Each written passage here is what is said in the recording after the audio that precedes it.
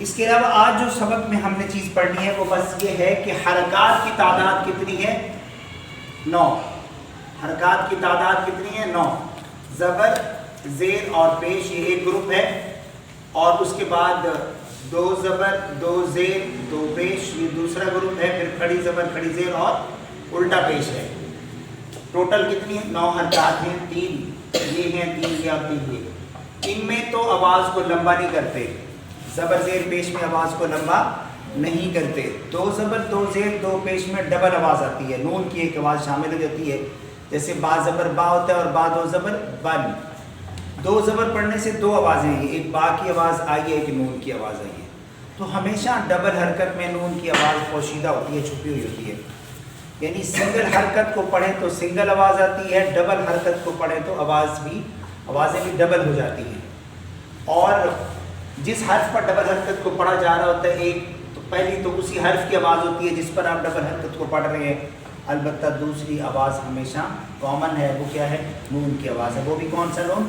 ساکن نون. آپ با 2 زبر بانا نہیں پڑھتے کہ زبر زیر پیش والا نون پیدا ہوتا ہو، نہیں، ساکن نون. تو آپ لوگ سمجھیے کہ 2 زبر 2 زیر 2 پیش میں 2 آوازیں آتی ہیں. پہلی آواز اسی حرف کی جس پر ڈبل حرکت کو پڑھا جا رہا ہے، اور دوسری آواز ہمیشہ نون ساکن کی ہوتی ہے. اور لمبی ہو جاتی ہے، ڈبل ہو جاتی ہے. زبر کے مقابلے میں ڈبل آواز ہوتی ہے، کھڑی زبر. زیر کے مقابلے میں کھڑی زیر کی آواز ڈبل ہو جاتی ہے، اور پیش کے مقابلے میں الٹا پیش کی آواز ڈبل ہو جاتی ہے. جسے ہم پڑھتے ہیں، آپ ذرا میرے ساتھ بس کچھ حروف کی ادائیگی آپ کر چھوڑیے تاکہ آپ کو حرکات کی مطلب ادا کرنا آ جائے. ہاں، ایک بات جو خصوصی طور پر بتا رہی ہے کہ وہ زیر میں اور پیش میں ہمارے ہاں ایک مجہول آواز آتی ہے، وہ اس کا خیال رکھا جائے کہ وہ نہ نکالیں. وہ مجہول آواز کیا ہے؟ جیسے بازیر بے، با پیش بو، یہ آواز ٹھیک نہیں ہے. ہمیں اس کے مقابلے میں بازیر بی با پیش بو، تازیر تی تا پیش تو، یہ بے بو تے تو سے تو جے جو، یہ آوازیں مجہول ہیں، غلط آوازیں ہیں. معروف آوازیں کیا ہیں؟ بی بو، تی تو، فی تو، جی جو. الحمدو پڑھنا یہ غلط، الحمدو. للہ پڑھنا غلط، للہ. ٹھیک ہے؟ تو زیر اور پیش میں اس بات کا بھی ہے. آپ ذرا میرے ساتھ کچھ حروف کی آوازیں نکالیے. با زبر با، با زبر با، با زیر بی، با زیر بی، با پیش بو، با پیش بو، با با بی بی بو. بو، تا زبر تا، تا زبر تا، تا زیر تی، تا زیر تی، تا پیش تو، تا پیش تو، تا تا تی تو. تو. سا یہاں لگا کے، تا زبر تا، سا زبر تا، تا زیر فی، تا زیر سی، تا پیش تو، سا پیش تو، تا سا فی سی تو. تو. آواز کو کنٹرول میں کرنا ہے. سا یوں نہیں ہونی چاہیے. سا پڑھیے، سا سا سی سی سو. سو. اچھا، اب اس کو ذرا ان سے اگر ہم موازنہ کریں تو آواز فرق کیا ہے؟ یہاں آپ ذرا میرے ساتھ پڑھیے. با زبر با، با زبر با، با کھڑا زبر کہہ لیں آپ کی مرضی، یا کھڑی زبر کہہ لیں، آپ کو جیسے بہتر لگے. ویسے صحیح ہے یہ کہ آپ اس کو پڑھیے ذرا. با زبر با، با زبر با، با کھڑا زبر با، با کھڑا زبر با. آواز کیا تھی؟ با، پھر کیا بن گئی؟ با. با. یہ جو آواز ہے نا یہ صحیح ہونی چاہیے.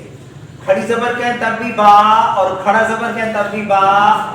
فائنل آواز تجوید یہ کہتے ہیں جو آوازیں ہیں نا زبر اور کھڑی زبر میں فرق والی، وہ ہمیں مطلب رواں پڑھتے ہوئے وہ واضح ہونی چاہیے کہ کھڑی حرکات آپ کہہ لیجئے کہ ان کو ہم آوازوں کو لمبا کر رہی ہوں، اور زبر زیر پیش کو ہم لمبا نہ کر رہے ہوں. جی پڑھیے. با زبر با، با زبر با، با کھڑی زبر با، با کھڑی زبر با، با زیر بی، با زیر بی، با کھڑی زیر بی، با کھڑی زیر بی، با پیش بو، با پیش بو، با الٹا پیش بو. با الٹا پیش بو. اب ذرا پڑھیے بغیر مطلب جوڑ کے. با با با با بی بی بی بی بو بو بو. بو. یہ ایک جھلک مطلب ہم نے ہلکی سی تاکہ آواز بھی مطلب وقت بھی بچ جائے اور اس का फ़र्क भी आपको पता चल जाए।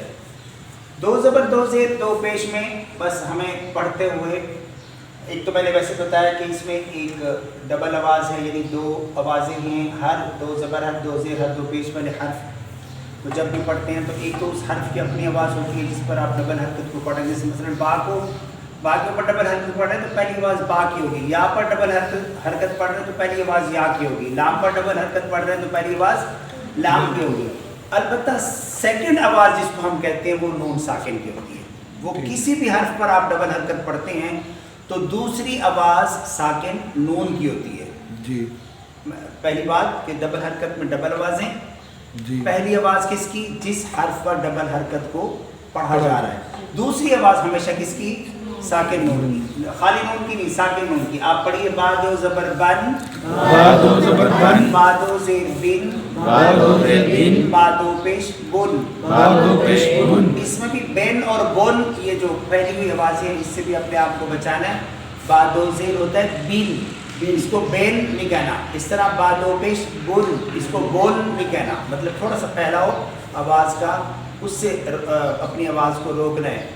अब ये सारी हरकत जरा मिल के पढ़ लीजिए। बा ज़बर बा, बा ज़बर बा, बा खड़ा ज़बर बा, बा खड़ा ज़बर बा, बा दो ज़बर बन, बा दो ज़बर बन, बा ज़ेर बी, बा ज़ेर बी, बा खड़ी ज़ेर बी, बा खड़ी ज़ेर बी, बा दो ज़ेर बिन, बा दो ज़ेर बिन, बा पेश बू, बा पेश बू, बा उल्टा पेश बू, बा उल्टा पेश बू, बा दो पेश बुन। बा दो पेश बुन।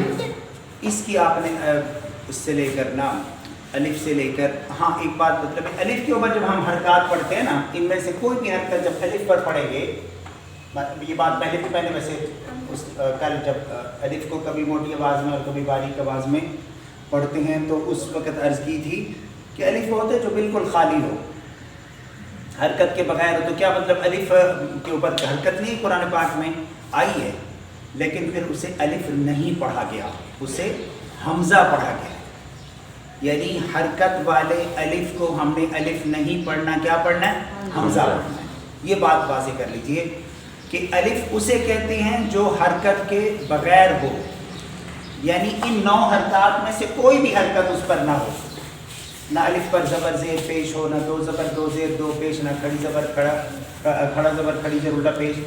अगर जो ही अलिफ पर इन हरकत में से अगर वो शब्द आ जाएगी तो फिर क्या? जी जी, शर्त तो ज़ाहिर में उस पर हरकत लाजमी होगी ना, हाँ जी। शर्त के साथ तो हरकत होती है, तो फिर वो भी अलिफ हमज़ा बनेगा। जज़म वाला अलिफ भी हमज़ा बन जाता है, जज़म आ जाए ना, खाली जज़म जी। जज़म वो भी अलिफ हमज़ा बन जाता है कि उसमें भी एक झटके की आवाज़ पैदा हो जाती है। जज़म वाले अलिफ में क्या, एक झटके की आवाज़, जैसे हम पढ़ते हैं फ़जअलहुम कअस्फ़िन मअकूल। अब मअकूल को हम किस तरह, मतलब कुरान पाक में किस तरह लिखा गया, मीम के साथ अलिफ लिखा हुआ है तो उस पर जज़म है, तो उसको हम जब पढ़ते हैं तो झटके से पढ़ते हैं मा। तो असल में ये जो झटके की खुसूसियत है ये सिर्फ हमज़े की है। पूरे कुरान पाक में या हुरूफ तहज्जी में झटके के साथ किस हर्फ को पढ़ा जाए? हमज़े को। कब पढ़ा जाए? जब उस पर जज़म हो। ये बात कायदा ज़हन में रखिएगा। झटके की आवाज़ किस हर्फ पे आती है जी? हमज़े पर। कब आती है? जब जज़म आती है। तो जब अलिफ पर भी जज़म आए हम कहते हैं वो भी हमज़ा बन जाता है। क्यों? उसमें भी झटके की आवाज़ पैदा हो जाती है। यानी अलिफ पर ज़बर ज़ेर पढ़ने से हमज़े की आवाज़ उसमें आ जाती है। जैसे आप पढ़ते हैं अलिफ ज़बर आ, तो हमज़ा ज़बर क्या होता है? आ। अलिफ ज़बर भी आ और हमज़ा ज़बर भी आ, ये कोई फ़र्क आज तक नहीं कर सका कि हमज़े के ऊपर ज़बर पढ़ेंगे तो आ की आवाज़ कोई फ़र्क वाली होगी और अलिफ के ऊपर जब ज़बर पढ़ेंगे तो उसमें आ की आवाज़ कुछ थोड़ा सा मतलब इन आपस में इनमें फ़र्क होगा, ऐसी बात नहीं है। जो आवाज़ हमज़े पर ज़बर पढ़ने से आती है 100% वही आवाज़ अलिफ पर ज़बर पढ़ने से आती है। जो आवाज़ हमज़े के नीचे ज़ेर पढ़ने से आती है 100% वही आवाज़ अलिफ के नीचे भी ज़ेर पढ़ने से आती है। जैसे हमज़ा ज़बर आ, अलिफ ज़बर आ, हमज़ा ज़ेर ई, अलिफ ज़ेर ई, हमज़ा पेश ऊ, अलिफ पेश ऊ। इस तरह हमज़ा दो ज़बर अन, अलिफ दो ज़बर अन, हमज़ा दो ज़ेर इन, अलिफ दो ज़ेर इन, हमज़ा दो पेश उन। الف دو پیش ان، حمزہ کھڑی زبر آ، الف کھڑی زبر آ. تو مطلب یہ کہ آج تک کوئی فرق نہیں کر سکا. تو تجوید ترتیب دینے والوں نے اس معاملے کو حل کرتے ہوئے اس الف کو حمزہ ہی پڑھا ہے جس پر 9 حرکات میں سے کوئی حرکت آ جاتی ہے. اس الف کو حمزہ ہی پڑھا ہے جس پر جزم کی علامت آ جائے. کیوں پڑھا؟ اس لیے کہ وہ ٹوٹلی حمزے میں بدل جاتا ہے. وہ الف جو الف حرکت والا یا جزم والا ہو وہ کس میں بدل جاتے ہیں؟ اس کی آواز 100% حمزے کی بن جاتی ہے. اس لیے اس کو توڑ کرتے ہوئے بھی حمزہ ہی پڑھا جائے تو بہتر ہے. مطلب اس کو ہم کہہ دیں کہ میم الف زبر ما، حالانکہ میم الف زبر کیا ہوتا ہے؟ ما، وہ بغیر حرکت کے الف ہوتا ہے نا پھر، یعنی جزم کے. اس کو کہیں گے میم الف زبر ما، اور اس کا توڑ اگر میم الف زبر ما کہیں گے تو پھر تھوڑا سا کنفیوژن ہے کہ بھی دونوں کو میم الف دو حروف ایک ہی جیسے پکارے جا رہے ہیں. ایک میں ما کہا جا رہا ہے اور دوسرے میں ما کہا جا رہا ہے. تو پھر اس مسئلے کو حل کرنے کے لیے یہ جوڑ کا طریقہ رکھا گیا کہ جو خالی الف ہے اس کو تو کہا جائے الف میم الف زبر ما، اور جو جزم والا الف ہے اس کا جوڑ کرتے ہوئے کہا جائے کہ میم حمزہ زبر ما. بغیر جزم کے کیا پڑھا جائے؟ میم الف زبر، یعنی اس کا ہم جوڑ کریں گے تو کیا پڑھیں گے؟ میم الف زبر ما. اس کا ہم جوڑ کریں گے تو کیا پڑھیں گے؟ میم حمزہ زبر ما، یعنی اس کو حمزہ پڑھیں. تو بہرحال 9 حرکات میں سے کوئی بھی حرکت جب الف پر آئے تو اسے حمزہ پڑھا جائے، اسے الف نہ پڑھا جائے. جزم بھی آ جائے تو اسے بھی حمزہ پڑھا جائے، الف نہ پڑھا جائے. یہ ایک آج کے سبق میں اہم بات تھی. حرکات کی تعداد میں نے بتا دی ہے. آوازیں بھی الحمدللہ ہم نے ان کی ایک ایک کر کے نکالی ہیں. اور کل ہم علامات کے بارے میں پڑھیں گے. علامات 4 علامات: جزم، شد، چھوٹی مد اور بڑی مد. وعلیکم السلام ورحمۃ اللہ. میرے محترم بیان سے ادا کیجیے.